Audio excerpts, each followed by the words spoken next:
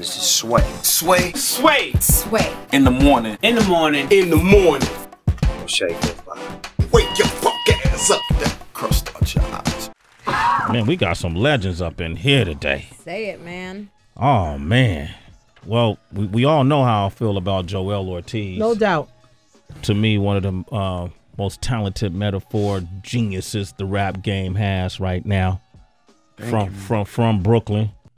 Thank you, man. I always would mess it up and say the Bronx. I think it's just a racist thing. Because Yeah, That's racist as hell, yo. Am I racist? Yeah, no, it's just racist to assume that Joell is from the complexion. Okay. Oh man. You better than yourself though. And with him, he collaborated with one of the most talented producers the game has seen in recent years. This man has been putting it down for years. Oh man. He's worked with everybody, from Kanye to Drake to Roscoe Molly. Yeah. I'm so glad you brought the homie Roscoe up, man. Got to. Roscoe Molly was like he's a rapper, but he's a Filipino rapper. And I mean, the dude is dope as hell, always has been, always came up on the Wake Up Show with me and King Tech. Welcome llmind to the show, ladies and gentlemen. Thank you for having me, man. Yeah. You It's an honor to be here. Oh, man. Are you from the Bay? You Filipino? No. Is that racist?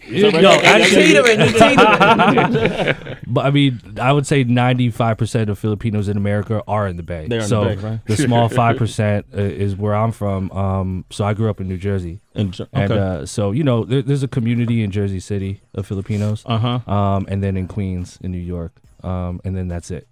So that's it? Like, that's it. literally two. Dude, side note, you know, it's really personal, Joell. My first was a Filipino girl. How is she?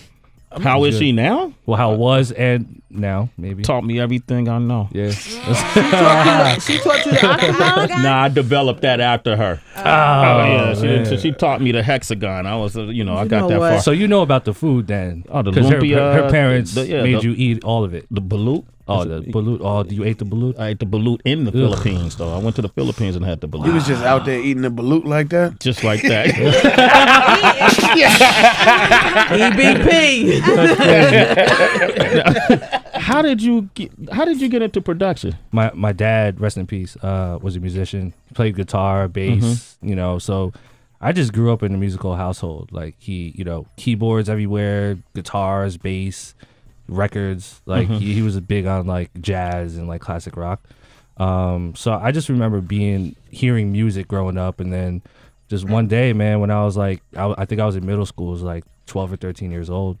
I just decided to pick up a guitar and just mess around. And when he wasn't home, I would load up the keyboard and kind of like I was curious about it, and I just kind of haven't stopped since. So, Never stopped since. Yeah. You worked with a friend of mine, D Prosper, right? Yes. Yeah. D Prosper you remember D Prosper? Of course. D Prosper has come so long. He used to sleep on the floor at Commissioner Gordon. You know who Commissioner Gordon is? Did the Lauryn Hill album? Yep. When I first met D Prosper, he was sleeping on the floor, just taking in information. Wow. His notepad, and I know he became an executive with 50 Cent and G Unit, and so did that help? You were already working on music before that, but how did you connect with him? You were just sending him music, or? Man, he heard one of my beat CDs from homegirl of mine, Steph Tatas from Philly, and she used to co-host this live producer showcase called Beat Society, and this was like back in 2003. It was like one of the first producer-driven showcases before the battles and all that. So, 2005, around late 2005, I get a MySpace message from D Prosper, and he's like, "Yo, I heard a beat tape from Steph. I love your shit. I like the stuff you did with Little Brother." That was when I was working with Fonte, Pooh at Ninth, and like Redman and a couple other people from Jersey. So he was like, "Yo, I love your beats, man. I would love to hear more. I'm an executive at G Unit," and I sent him like 30 of my hottest beats. And then a couple days later, I get another MySpace message like, "Yo, Sha Money XL wants to meet you." So I was like, "Oh shit, okay." So then I meet Sha and D for the first time in the city.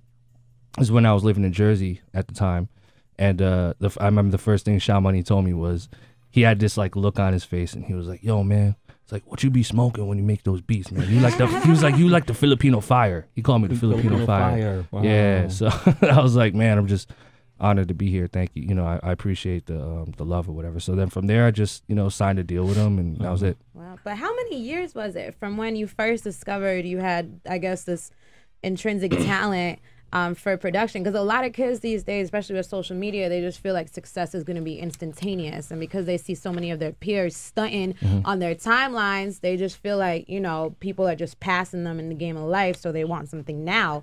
But how many years? It was a super long time. I mean, I was 13, and then I started learning how to play instruments, and then when I was around 16 or 17 is when I actually bought my first sampler. And I learned, I was literally training myself how to make beats. You know, I was studying, you know, DJ Premier, Pete Rock, Jay Dilla, you know, and figuring out how they did all that stuff. And then I was just in my mom's basement for literally 6 years, just making beats every day, literally every day, 5 to 10 beats. And I didn't realize I was training myself. I was just doing it because it was fun. I didn't want to do anything else.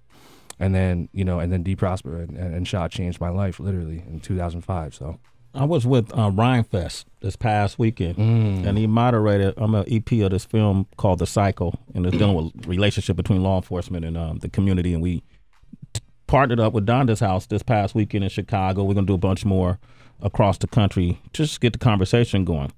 And I know you got placement on that Cruel Summer project. Was that through Rhyme Fest? absolutely. That was through Rhyme Fest.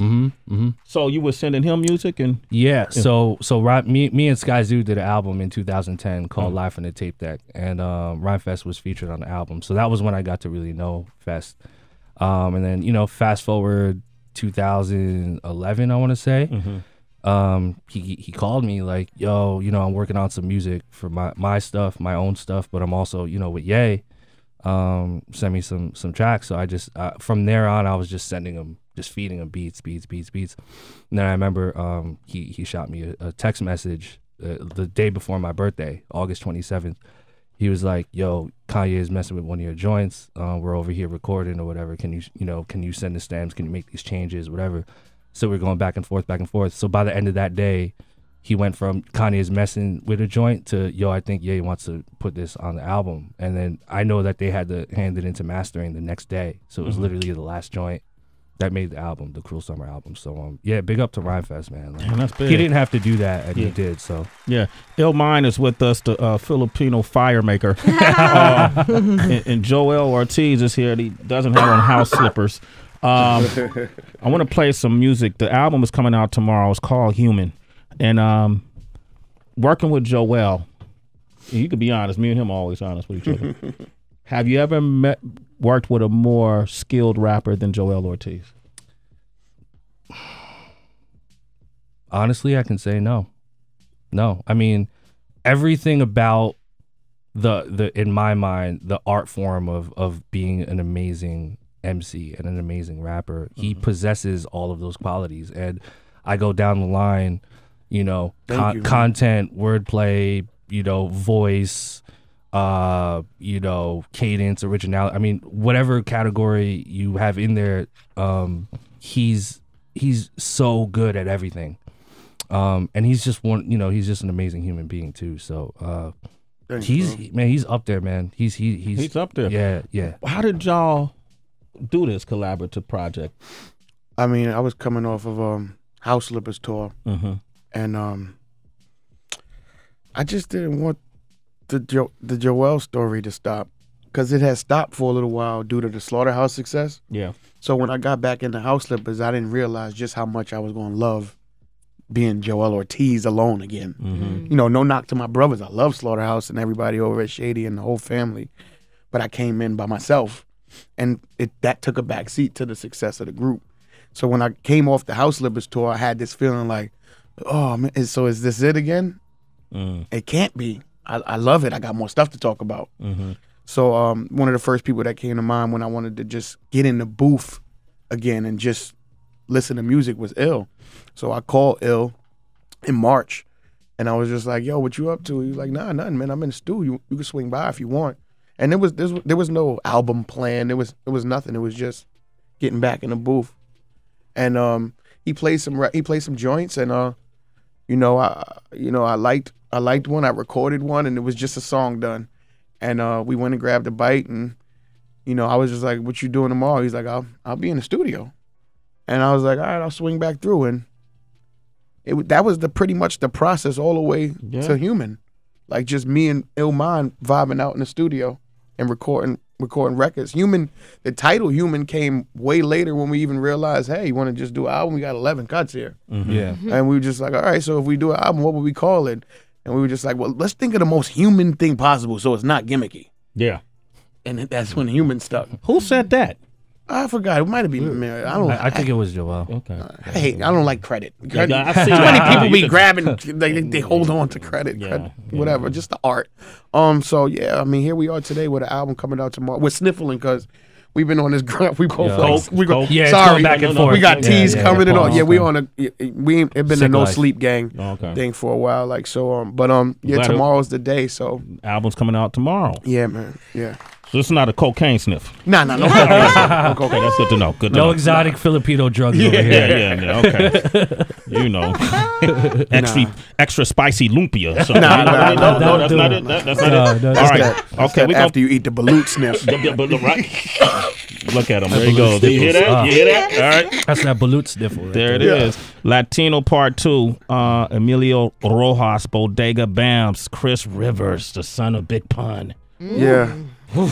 That boy's I a problem. wanted to make sure I embrace my Latino brothers Yeah. that's on the grind. Because when I was starting, nobody embraced me. And I know that feeling, when you're just trying to like, hey, I wonder if this guy going to come and say, yo, I fuck with this guy. Or, Yeah. you're just looking for like, come on, y'all see what I'm doing? Yeah. And it was just like, no, just you. It's just you out here. So I see what these brothers is doing. I see Chris on his grind. I see Bodega Bams running around. Emilio Rojas been doing it for a second now. Like, come on my platform and rhyme because y'all rhyme well and y'all grinding. And I appreciate it. And I know what it's like to be doing it dolo. So let me try to help a little bit. Let's play the song. We're going to open up the phone lines, 888-742-3345. Shout out to Rotisserie. Joel know what that is. Chicken. I love some rotisserie chicken, dog.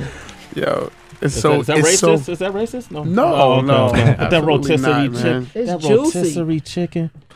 Uptown where I stay at? Yeah, man. What's the name You of ain't that you don't even need a side sometimes. You could just get chicken. I'm just eating chicken. JM, just me. And they get mad at me too. I'm trying to think of the name of the Picadita. Oh, come on now. And I order and I go in and I just want a half Yeah, chicken, just or chicken. something, just a chicken, and they look at me like you're so ignorant. You're so black. You're so negro. negro. But anyway, Joell Ortiz is here. llmind Mucho is here. negro, Sway. Okay, Heather. All right, the album is called Human. It's out tomorrow. Yes. Man, talk to these dudes, man. They're two of the greatest at what they do. Yep. Rob is on the line from North Carolina. Good What morning, up? Rob. How you doing? What up, bro? Yo, what up, Ortiz? What's going on, Rob? How you feeling? Yo, I'm feeling great, yo. I can't believe I got through to talk to you because I just saw, yo, you the greatest Puerto Rican rapper since Pun, dude. Oh man, thank you, crazy. brother. And it's not a lot of us doing it neither. So to see you give Rojas and everybody the chance like that to shine with you like that, that's our culture. That's love right there. That's deeper than music. Yes, sir, man. I appreciate you, man. My question for you was, I live in Tampa, Florida, mad Hispanic people down here, and I'm kind of behind the scenes in the music scene. I've been blessed enough to even meet DJ Tony Touch out here doing the SoCal. Toka. Yeah, the soca. Did you find it hard to kind of stay true to the rules, but to move around with the music? Like, a lot of cats want that trap, that boom bap, but you so much more than that, but yet you're still successful. Not a lot of people do that. I was just wondering if it's that hard for you. Being yourself, man, is the best thing you could possibly be. Amen. You feel what I'm saying? So, I mean, when you run in your race, when you look left and right, you slow down. You get what I'm saying? So, in order for me to, the reason I'm still around is because I never veered away from who Joell Ortiz is. There is a demand for the trap music, and I appreciate that kind of music as well. I appreciate all music, to be honest with you. But when people refer to Joell Ortiz, I want them to remember me for me and what I do and what I done. You know what I mean? So no, it's not that hard to be myself. It's actually pretty easy. Damn, great answer. Bars, son. When this dude talk, he got bars. Son. Smooth. What up, man? How What you up, doing? Smooth, Pennsylvania. though? What up, Smooth? Hey. What's going on, Sway? How's it be? What up, fam? What's up, man? Hey, Sway, you got a real lyricist in the building today with Joell Ortiz, man. I must say that. Yes. Hey, Joell Ortiz, man, it's good to hear. It's good to hear you on Sway in the morning. I've been hearing a lot of your work with like the Heat Makers, and I remember you had a relationship with Dr. Dre, and we were still wondering if there was still any future works with you and Dre coming out, or any surprises that the fans may like to hear. Dre changed his number, fam. Nah, I'm joking. When the residuals from the beats came in, it ain't the same number. Dre is still a homie. That's family, man. I'm over there at Shady with M and Slaughterhouse and Paul and Tracy and all the whole family. So I run into Dre sometimes, stuff like that. As far as future music, I don't know what's to hold, but I do want to thank Dr. Dre for giving me my first major record deal at Aftermath Records in 2007, and I remember bumping into him at the Grammys the year that M was up for Album of the Year and stuff like that, and him calling me over like, see, you couldn't even escape the family if you wanted to because you're too good. You get what I'm saying? So it's just just staying the course and doing the music that I like to do. Is what opened up the whole world for me. So who knows, man? Maybe there will be a me and Dr. Dre collaboration in the future. It would be great. All right. Human is coming out tomorrow. llmind is with us. Joell Ortiz is with us. Not that I'm glad you got a cold, Joe, or the little sniffles or whatever, but it's interesting to me because this is the side sometimes of the game that people don't have a chance to see, like the no sleep. You're not feeling well, right. Dealing with family issues and stuff like that. How do you, when the cameras are not on, the lights not on, you're not in the booth, how do you keep yourself in condition to run your race? Oh, it's a lot of wear and tear on the mind, body, and soul. When you chasing greatness, to be honest with you, because there's always a chase if you're passionate. There's no finish line for me in this, because I feel like every day I got something to talk about. And every day I want to beat yesterday. And that's what's going to keep me going. So there's no there's no check you can wave that will park me up in my crib. There's no 6 cars you could give me that will make me say, all right, cool, I did it. Because there's always something else I want to talk about. A lot of these records that I make end up being therapeutic records to me because of the sacrifices that come along with chasing down a music career. You get what I'm saying? So, this is sometimes I find myself laying on the couch asking myself questions, like my own therapy through my own music. Because life is very real after the interviews and the cameras. Yeah. I have 2 sons, 12 and 10. I have 2 baby moms. I have a mom.